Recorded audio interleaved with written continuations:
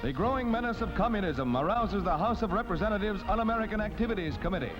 Among the well-informed witnesses testifying is J. Edgar Hoover. In 1949, the Cold War was gaining momentum. In the United States, congressional hearings were probing communist influence in Hollywood and Washington.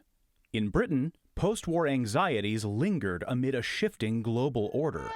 It was against this backdrop that Conspirator emerged, a political thriller with a provocative twist.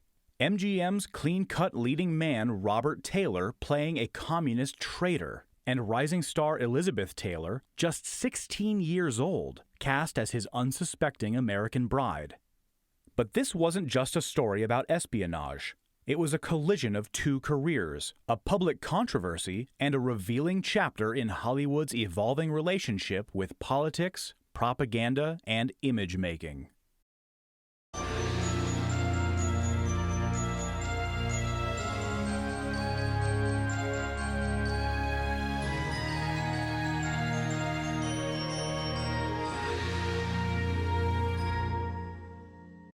Conspirator was produced by MGM's British unit, headquartered at Boreham Wood Studios. In the wake of World War II, British tax regulations required American studios to invest profits earned in the UK within the country. The result? A wave of British-set films featuring American stars and money.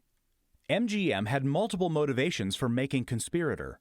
Politically, it was a timely story, tapping into growing Cold War anxieties about espionage, loyalty, and ideological betrayal. Creatively, it allowed MGM to reframe Robert Taylor in a darker, more complex role, and to reposition Elizabeth Taylor from child star to adult lead. And financially, it fulfilled the studio's legal obligation to reinvest British earnings locally while producing a film with international appeal. MGM wanted Conspirator to be both a prestige drama and a timely political thriller. They turned to director Victor Saville, a British filmmaker known for polished productions.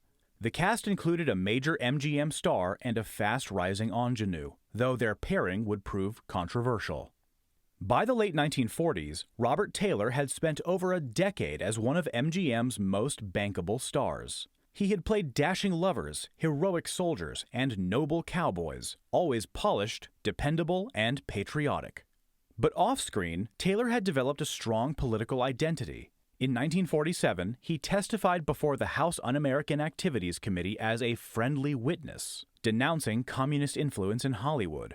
He named names and criticized what he saw as subversive messaging in the film industry. That same year, MGM offered him Conspirator, a role that couldn't have been more ironic. He would play a British Army officer who turns out to be a Soviet agent.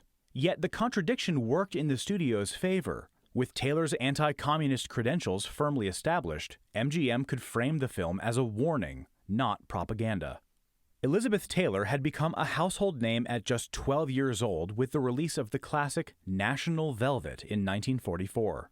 Audiences adored her beauty, poise, and earnest screen presence. But by 1948, MGM was eager to transition her from child star to leading lady, and Conspirator was their chosen vehicle.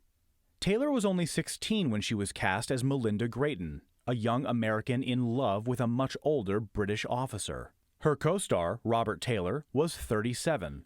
The 21-year age gap became a lightning rod for controversy. Critics and moral guardians questioned the decision.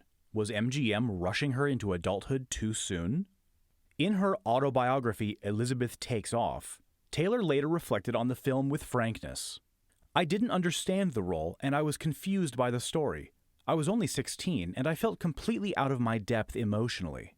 She recognized Conspirator as an adult film she wasn't ready for, an uncomfortable project that MGM had chosen to accelerate her transition from child star to serious actress. Conspirator opens in post-war London, a city still recovering from the devastation of World War II, but cloaked now in new suspicions. At an embassy ball, Elizabeth Taylor's Melinda Grayton, the charming and idealistic teenage daughter of an American diplomat, catches the eye of Major Michael Curra, a decorated British officer with a flawless public record and a guarded demeanor, played by Robert Taylor. He also happens to be a Soviet spy. Their attraction is immediate. Kura, with his suave confidence and polished manners, sweeps Melinda into a whirlwind romance. She's young, impressionable, and dazzled by his worldliness. Within weeks, the two are married, but he fails to understand the implications for his espionage work. Their early married life is filled with glamorous parties, social engagements, and a seemingly perfect domestic routine in a posh London flat.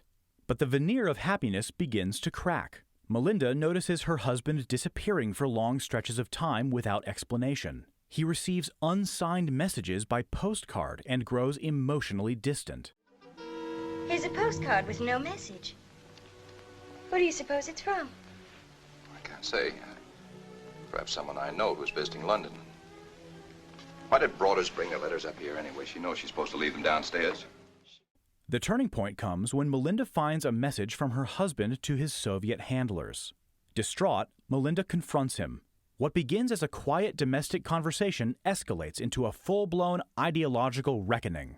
Kura admits the truth. He is part of a communist spy ring operating within the British military. His handlers believe he has been compromised and order him to kill her, leading to a cat-and-mouse chase between them. What are you driving at?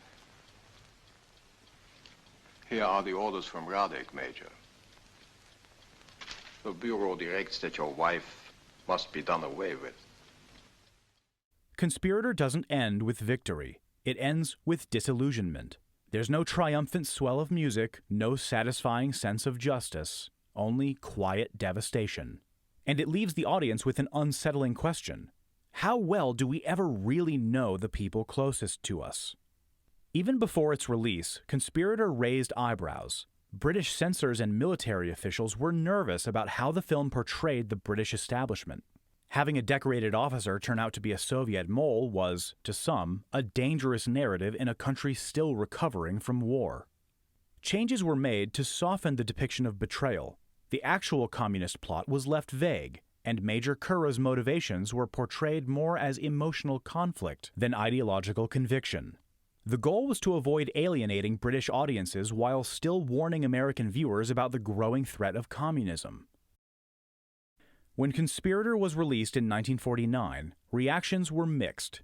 Critics generally praised the film's suspense and atmosphere, though the emotional chemistry between the leads drew criticism. The New York Times called it stylish but strained, with Taylor's youthful innocence clashing awkwardly with Robert Taylor's hardened duplicity. For Elizabeth Taylor, Conspirator marked a transitional moment. Though the role wasn't a perfect fit, it proved she could handle adult material. MGM, sensing her star power, quickly moved her into more age-appropriate but equally challenging roles.